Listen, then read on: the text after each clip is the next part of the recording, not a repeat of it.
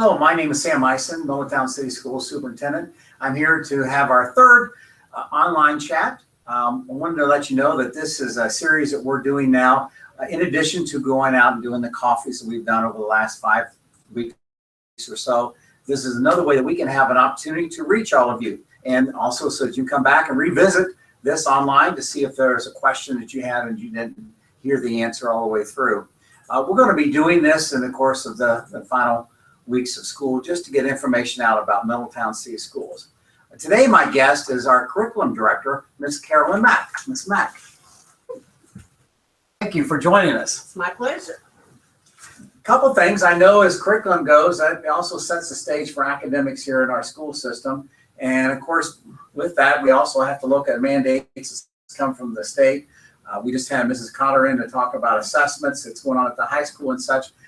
What do you want to say about that in relation to our curriculum and the assessments that are going on now throughout the state, but right now in Middletown City Schools? I think our staff is doing all they can do to keep up with the mandates.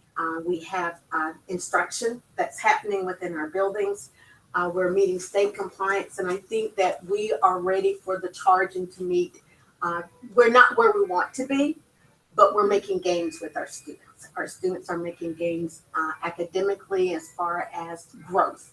We are growing our students, but we still have more to do in order to reach what the state mandates for us to do. And I do know that you have several meetings weekly with our teacher leaders and sometimes the principals and various other individuals in our district to look at curriculum, to look at what's coming down the pike, to look at some of the assessments to make sure that we're in line to what's the expectations are, as well as the state standards that are expecting of us. And so there's input from all various resources there as we make some decisions in what we do in curriculum as well as in assessments.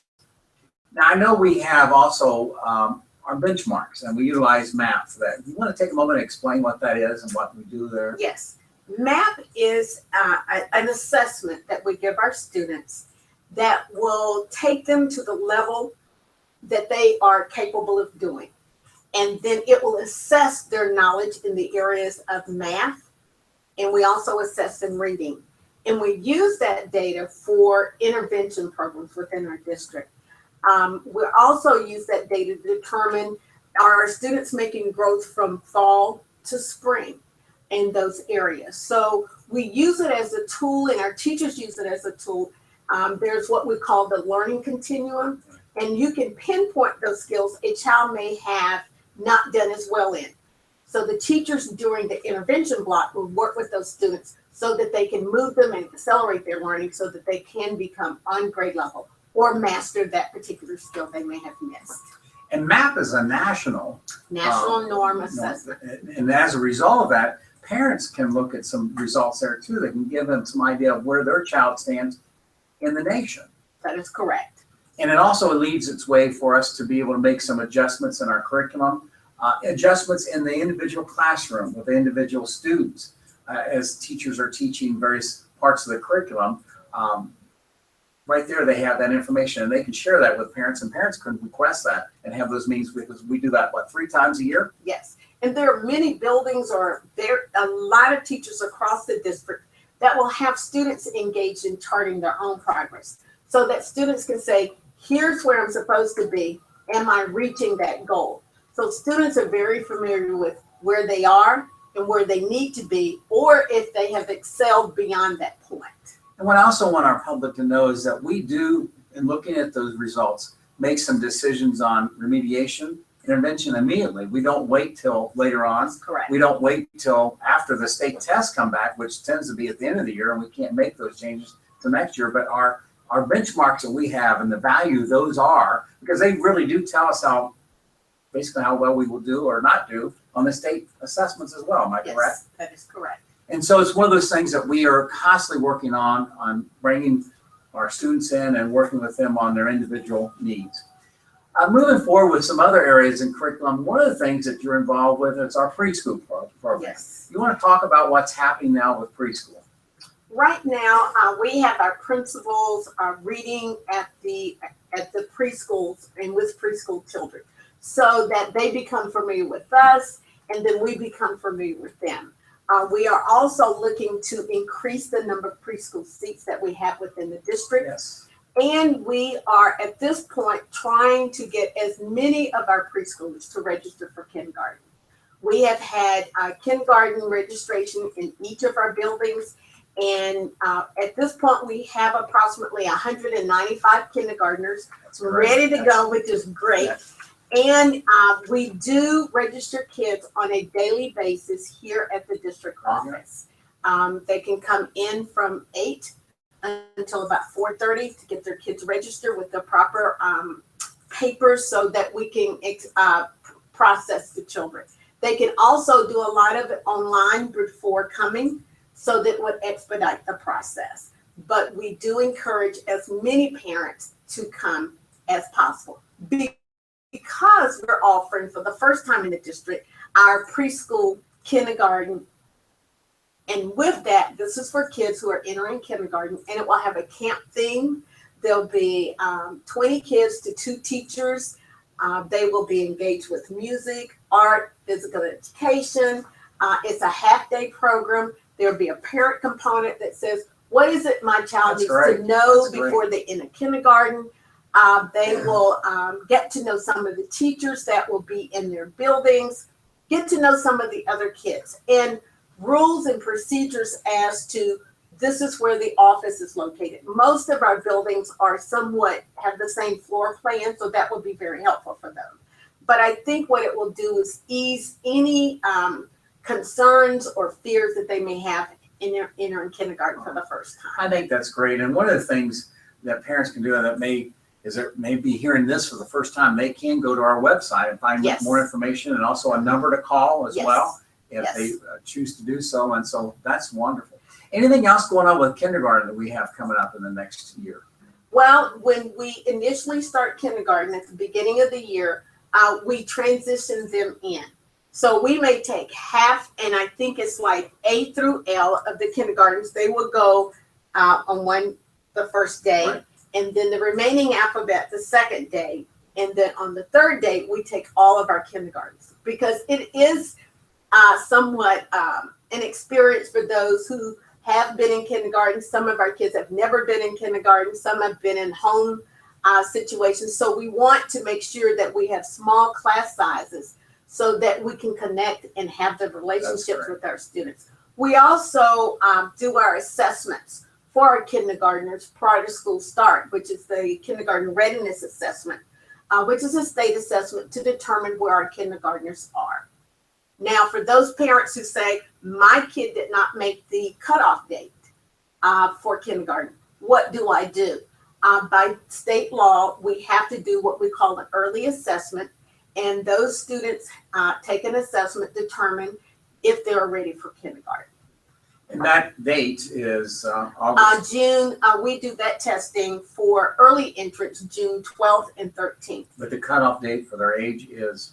August 1st. August 1. That's right. If they're not 5 by August 1, and some parents have indicated their children have attended preschool several years, or they feel that their kids have the skill sets to become a kindergartner, then we will do what is necessary. And I know you mentioned this, but I want to reiterate it a little bit here.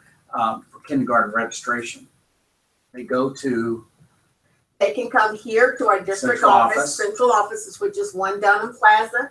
We're on the 4th floor, and when they get off the elevator, they just go straight to the left, and there's 2 wonderful ladies ready to take them. And they will help them to determine what elementary they will attend at that point in time as well. Mrs. Mack, I know have covered several areas, but an area that you want to express that's happening in the area, the Department of Curriculum, and that you'd like for our community to know about. We're preparing for professional development for the summer, and we're so excited about what we're about to offer.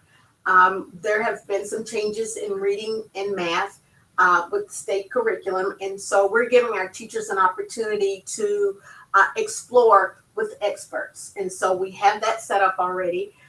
The other thing I'm excited about is our literacy. We're having a cohort of teachers who want to learn how to teach small groups.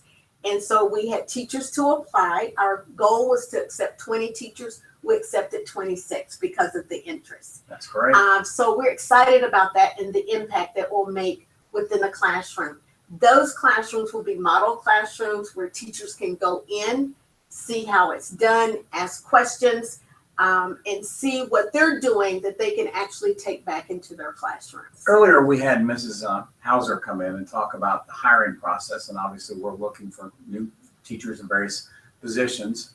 One of the things that we do, your department helps, is with our teachers, new ones coming in. Yes. And getting them acclimated. You want to Yes. talk a little bit about that? This year, we're going to move it July 31st, August 1st, and 2nd, which will be our intra-year teacher orientation. And during that time, they get to know their curriculum. We spend time with Google Docs, and they get their computers on that day. We give them classroom management tips. So it's everything I need to know in order to start day one in my classroom. And then the second week, we have optional classes. We have SIOP, which is Sheltered Instruction for Observational Protocol. And that class actually gives them strategies to do with students on a variety of levels. And we also do some other things with positive school behavior. So we look at all of those classes and what we can do to help that teacher become more effective. And throughout the year, if they're new to the district, we have what we call resident educator, and we support them with a mentor and support them with topics such as formative and summative assessment. How do I go about doing that when I have different kids on different abilities? So we try to give them the tools to be successful and support them. It's obvious that during the summer, it's not, no one does anything. The end of May and all of June, we're busy, and our teachers are busy as well. It's like closing a year and starting a year, because in between we have getting purchase orders for the supplies that the teachers need for the beginning of the year. We're looking at professional development, making sure all the classes are there. We're also making sure that we have the right people in the right places, getting new teachers trained, new curriculum for the electives, because we just finished curriculum adoption, looking at those textbooks and the resources, making sure those are ordered and in place so that teachers can start with those as well. There's a lot going on. And one of the last things I want to say is that we are trying our best to find ways to keeping our kids engaged over the summer. And there are a variety of things that we have those online as well, looking at keeping away from the summer slide and what we can do there to help our students be ready for the school year as it starts. From various places that we have summer school and some other programs going on. Anything that you can elaborate on that as well? Yes, the high school has submitted a proposal to do a refresher for the end of course. So that gives them 4 days of working with the curriculum. And then they will be assessed during the week of July 17th. Then the middle school is looking at providing summer school for those students, probably of 3 weeks for those students transition from 6th to 7th. We have a school readiness program, which is a grant through the Middletown Foundation, where we're working with kindergartners coming into the buildings. Many of the buildings are offering that program. The Mayfield offered the Middie mobile bus. They have that last Then at Amanda and Rosa Parks, students have the opportunity to select 9 books that will be mailed to them over the summer, where the parents will have some comprehension questions that would help with keeping kids actively engaged in text. And so that's the part. And by reading those 9 books, then there are prizes that will be awarded for those as well. And of course, one of the things we've encouraged and we've had is a lot of community support. We've had our ministers in the area helping us and getting the information out about what we're doing over the summer, because what people need to know is school just does not end. No. We continue on with some things that we do. Thank you very much. We appreciate your time today. Thank you. Did I get everything?